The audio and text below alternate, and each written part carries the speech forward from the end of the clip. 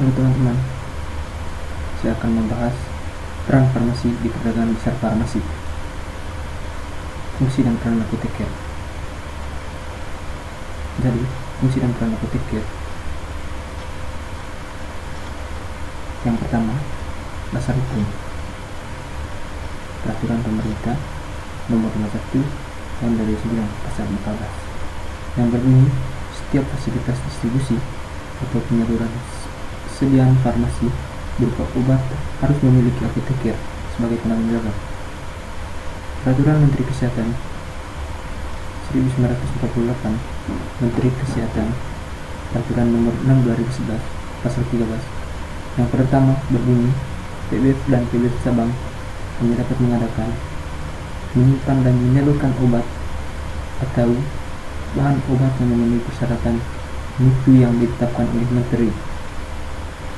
Yang kedua berbunyi PBF hanya dapat melaksanakan pengadaan obat dari distribusi farmasi atau sesama PBF. Yang ketiga berbunyi PBF hanya dapat melaksanakan pengadaan bahan obat dari industri farmasi sesama PBF dan atau melalui importasi. Menurut pasal 14 yang berbunyi setiap PBF dan PBF cabang harus memiliki apoteker penanggung jawab yang bertanggung jawab terhadap pelaksanaan ketentuan pengadaan, penyimpanan, dan penyaluran obat dan atau bahan obat sebagaimana dimaksud dalam pasal 13. Seterusnya tertera dalam pasal 15 yang berbunyi PBF dan PBF cabang harus melaksanakan pengadaan, penyimpanan, dan penyaluran obat dan atau bahan obat sesuai dengan CDOB yang ditetapkan oleh Menteri. Ruang lingkup tugas apoteker di perdagangan besar farmasi. Yang pertama, pengadaan, penyimpanan, dan penyaluran. Yang dimaksud adalah pengadaan obat, penyimpanan obat, dan penyaluran obat tersebut. Nah, yang kedua, penanganan produk psikotropika.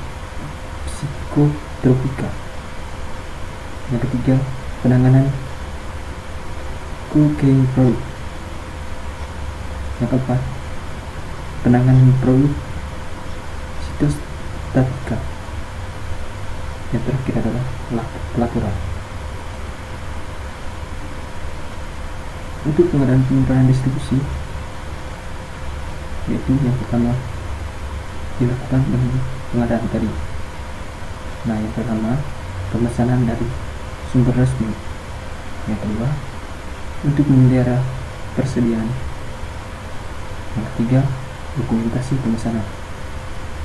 Nah, dari ketiga ini ada beberapa yang harus memenuhi, seperti surat pesanan minimal rangkap 2. Yang kedua, surat pesanan diberi nomor. Yang ketiga, pembatalan surat pesanan. Yang terakhir, surat pesanan ditandatangan apoteker. Yang terakhir, pengarsipan surat pesanan. Nah, terus yang kedua, untuk pengadaan dan pelayanan. Yang pertama, surat pesanan apotek dan PBE harus ditandatangani apoteker. Yang kedua, larangan penjualan dari PBF ke dokter langsung sesuai SK Menteri Kesehatan 1148 garing Menteri Kesehatan garing Peraturan garing 6 2011 tentang pengadaan besar pedagang besar farmasi tidak diperkenankan menjual obat langsung kepada dokter gigi dan dokter hewan. Yang ketiga, tanda terima jika diantar ke tempat pesanan ditandatangani oleh asisten apoteker.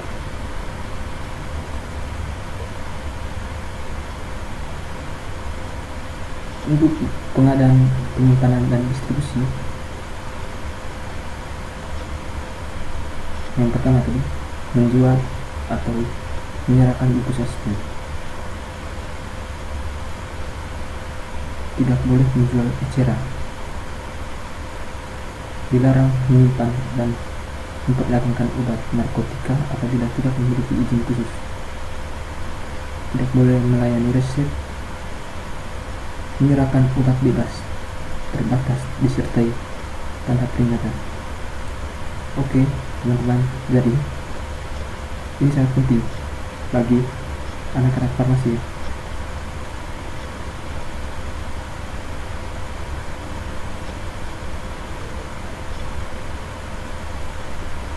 Terima kasih, semoga bermanfaat bagi kita semua.